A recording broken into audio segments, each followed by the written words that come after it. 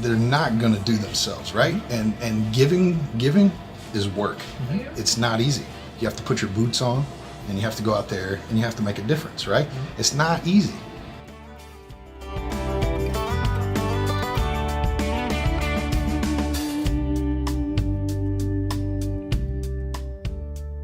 Hey everybody, this is Josh Robinson. I'm here with Seymour Stories, and today we're with Shawn Malone, the owner-operator of Brooklyn Pizza Company and Seymour Brewing Company. Hi, everybody.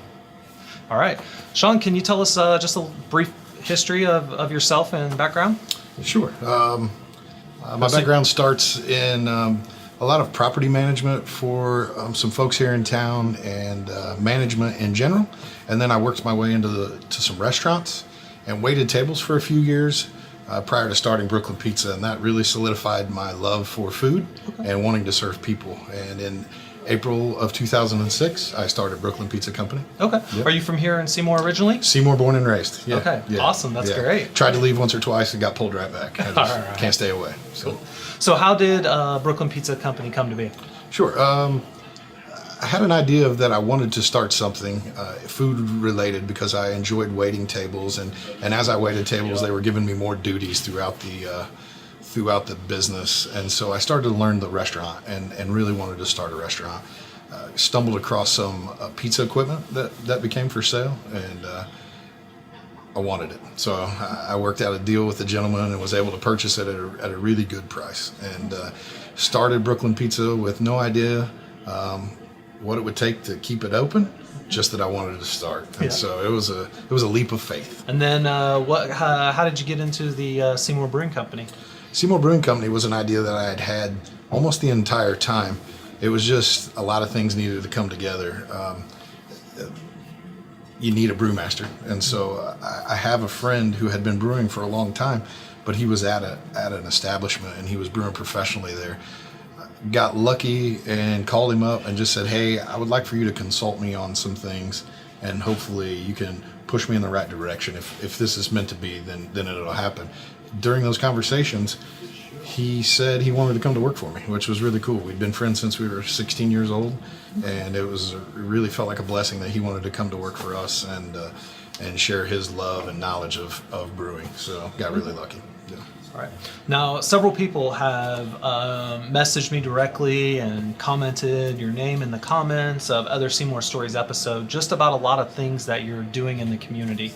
So I think that kind of started with fundraising. How did you get started in that, and what kinds of things is your business is doing to support those fundraisers? Sure. Fundraising was a big part for me right in the beginning, because I felt like if I was able to give back just a little bit of what people were giving to me, that would catch on, and it would solidify us as a company in the community. You know, someone who does care about what's going on. And so we opened our doors to fundraising events for non-for-profits, as well as just for things in the community that mattered. You know, it didn't necessarily have to be a 501c.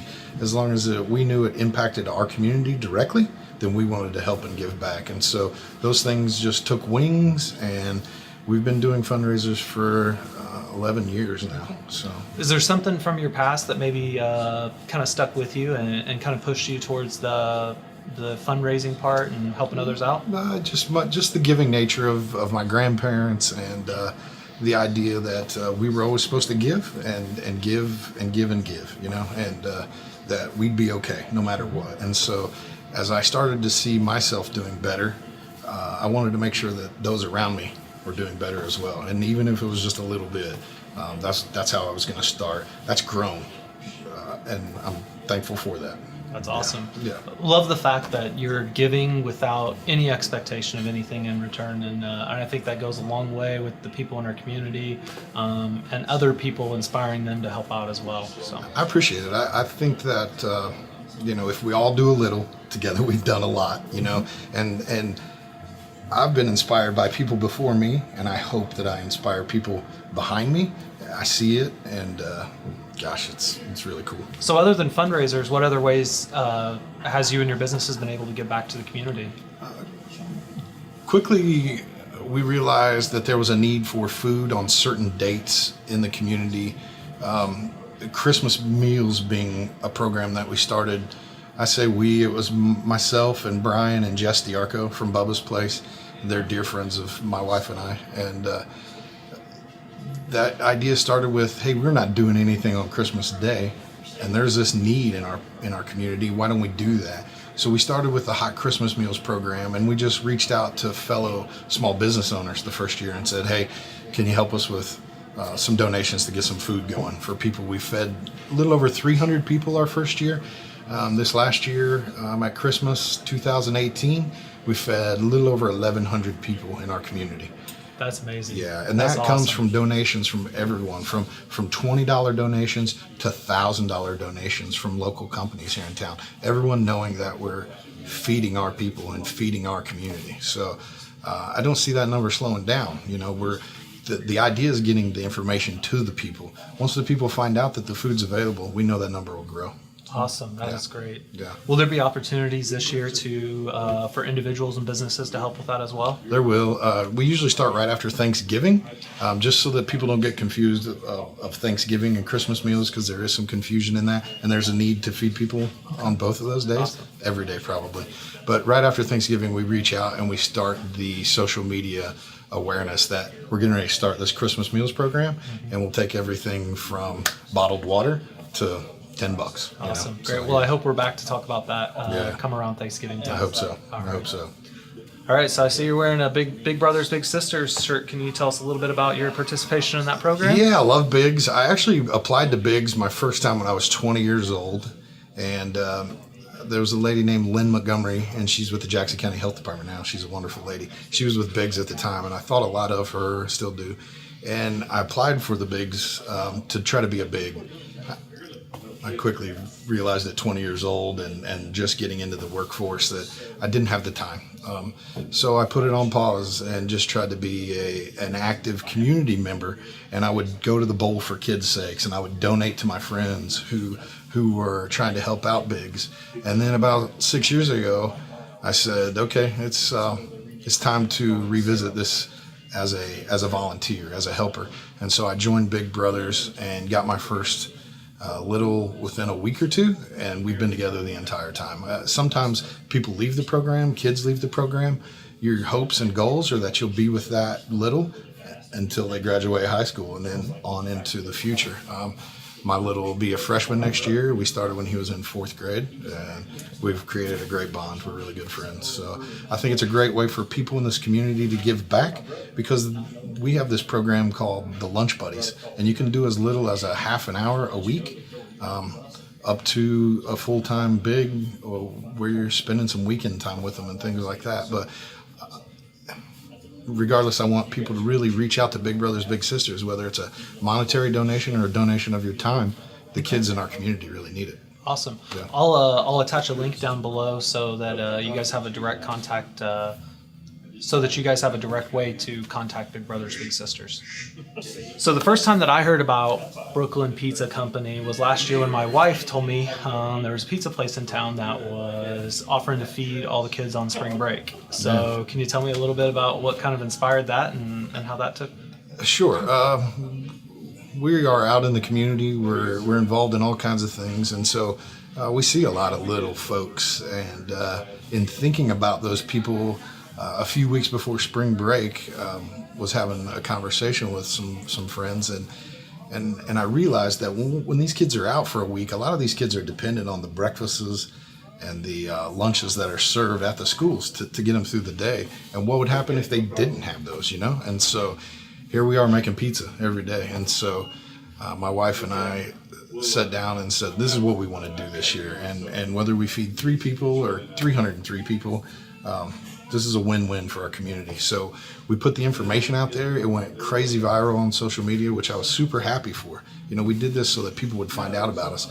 The first day we had several little kids walk in, and there's one kid that comes to mind that came every day and ate pizza. And we offered fruit and juice, and you know, we gave him options. We didn't want to just feed him pizza, although that'd be fine.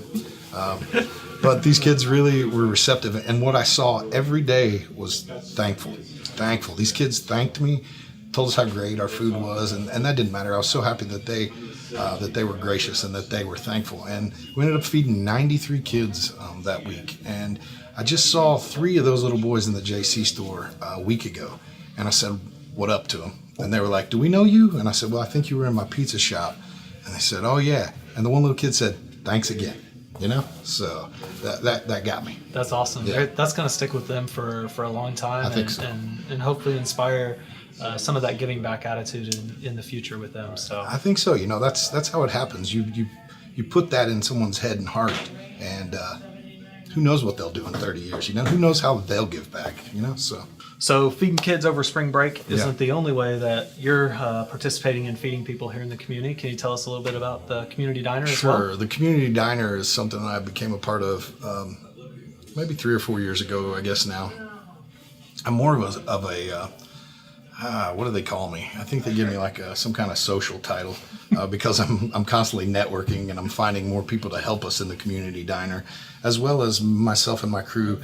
We pick a couple of dates a year where we go and we feed. So the community diner meets every Monday, and we feed people in the community with no requirements. You show up and we feed you, and if you need to take food home to a loved one, we'll send that with you as well. Every Monday we're feeding anywhere from 45 to 75 people, and now we've actually teamed up with the Double Down Outreach. I'm sure you've heard of them, and Double Down is a great program, but we're sending meals with Double Down on Monday nights as well to feed our homeless in this community. Community Diner is an amazing organization. It's just really a group of true volunteers who just want to see people hungry get fed. And so you can reach out to us on our social media and see how you and your group can donate, not just monetarily, but give your time and come in and prepare a meal on Monday and feed people. And so we encourage you to do so. Awesome. Yeah. Now we see this awesome green space next to the brewing company here. Yeah. Well, what all do you get to do with Harmony Park?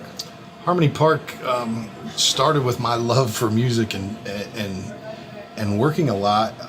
I wasn't able to go to some of the live shows that I wanted to see and even see some of my local musicians get to play out. I was here at work, and so I really wanted this musical park and this green space to be a place where it could be family friendly and community oriented.